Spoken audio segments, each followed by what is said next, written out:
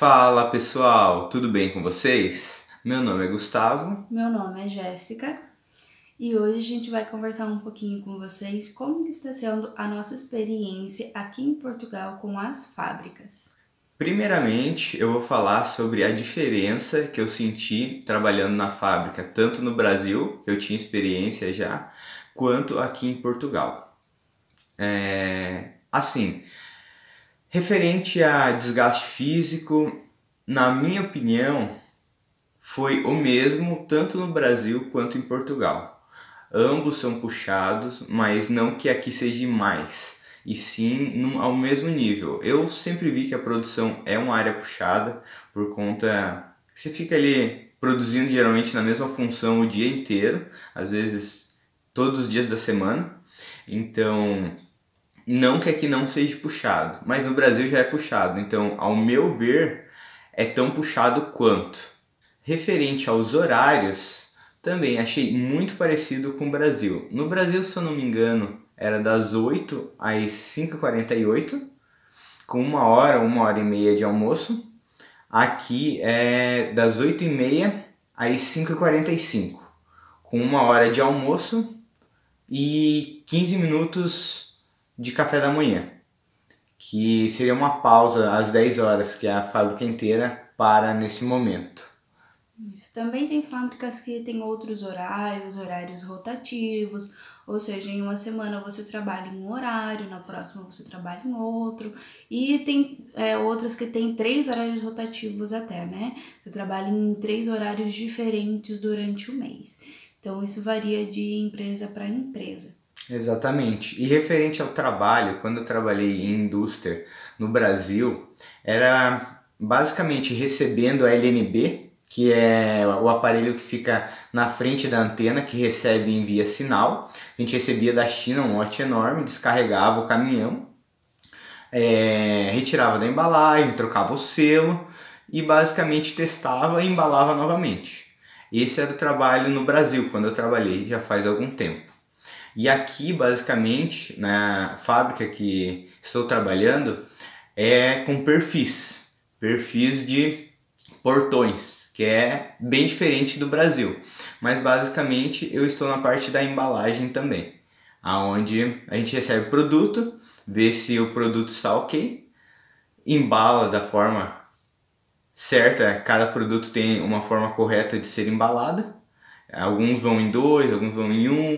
Se ele vai com isopor ou não, que aqui o isopor eles chamam de esferovite, assim como o estilete é chamado X-Ato, aqui X-Ato, se eu não me engano, é bem diferente o nome. E sobre as horas extras, na empresa onde eu estou, eles pedem às vezes, não é sempre. Geralmente no setor de embalagem você acaba fazendo 10, 15, 20 minutos a mais todos os dias, porque enquanto eles estão produzindo está vindo pra gente, então vamos dizer assim, enquanto tem matéria ali a gente vai finalizando. Geralmente é um dos setores que acaba depois, sempre faz uns 10, 15, 20 minutos. Eles deixam como banco. Porém, pelo que eu entendi, se passar muitos meses e não pegar esse banco, eles acabam pagando junto ao salário, essas horas extras. E isso vai depender muito de empresa para empresa. Tem empresas que não pedem hora extra, né? Ou só vão pedir realmente quando for necessário fazer esse banco de horas, ou vão fazer questão de efetuar o pagamento do banco de horas para o funcionário. Então isso vai depender muito de empresa para empresa. Quando você for entrar na empresa, normalmente eles explicam isso ou você vai ter que fazer o questionamento. Então é importante que você faça ali essa sua pesquisa na hora que você for entrar. Ou com seu chefe direto ou na hora da entrevista. Tá, pessoal? E assim, como que a gente encontrou essas vagas? Quando a gente chegou aqui em Ancião, na verdade quando a gente tava vindo pra cá, a gente já começou a dar uma olhadinha, porque como a gente já tinha citado nos vídeos anteriores, a cidade é bem pequena, né? Então a gente começou a dar uma olhada na região ao redor para ver se a gente encontrava algum centro fabril. E a gente encontrou um aqui próximo, que é o Centro Fabril de Ancião mesmo, ele fica a cerca de 5 quilômetros. Do camponês eles chamam. Isso, exatamente. E ali tem algumas fábricas pequenas, algumas fábricas maiores. E a gente foi uma a uma ali entregando o currículo, mão a mão. Algumas pediram para fazer o preenchimento de fichas. O Gustavo, como citou, ele tem experiência em fábrica. Lá no Brasil, eu não tenho nenhuma experiência em fábrica. Eu não fui chamada em nenhuma das fábricas até então. Então, talvez isso faça a diferença quando você for fazer a entrega dos seus currículos, né, fazer preenchimento de ficha. Muita empresa pede que você tenha, sim, experiência anterior comprovada. Ou não, mas seja, né, esse disclaimer aí de que esteja comprovado ou não, mas que tenha experiência fabril anterior. E foi em uma dessas, foi uma das maiores, que acabou chamando o Gustavo para trabalhar. O que acontece? Dentro desses centros fabris é mais fácil de você conseguir uma vaga. Quando a empresa é um pouco mais longe, né? Você precisa realmente ter um carro, como a gente já tinha citado anteriormente. Você ir de a pé é um pouco mais difícil, porque, por exemplo, é 5 km para ir, 5 km para voltar depois de uma jornada de trabalho. É um pouco mais difícil, mas também você consegue. Bom, pessoal, e referente ao ordenado, essa empresa e as demais que a gente viu aqui da região paga o ordenado mínimo, que são 705 euros.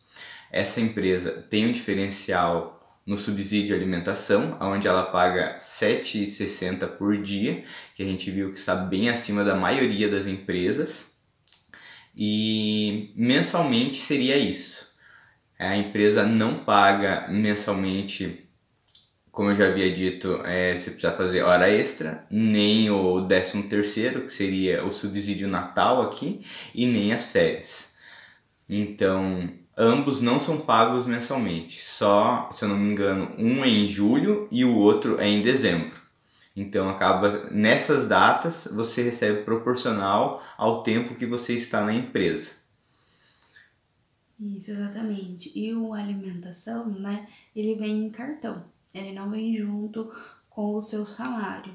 Isso tem o seu lado bom e o seu lado ruim, né? O seu lado bom é que não vem descontado os impostos. Exatamente. E o lado ruim é que caso você precise eventual pagamento de uma conta, a conta não aceita o vale refeição. Exatamente, não tem como você sacar esse valor. Porém, você pode utilizar em mercados e até para colocar combustível. Então, querendo ou não, facilita bastante esse subsídio, esse cartão, né? Com certeza, muito. E ele aceita em grandes mercados, né? Então, os mercados que a gente utiliza aqui vão sempre aceitar. E é isso, pessoal. Lembrando que mesmo a gente entregando currículos em todas as fábricas, né, que tinham aqui pela região, todos os comércios, a gente foi comércio por comércio aqui da região, perguntando, deixando os nossos números, entregando currículo, nos colocando à disposição, preenchendo as fichas, né, nos lares, enfim, em todos os lugares possíveis. Somente o Gustavo foi chamado em uma empresa de médio, grande porte. Então, não é uma coisa fácil e isso vocês têm que levar em consideração quando vocês se mudam para uma cidade pequena.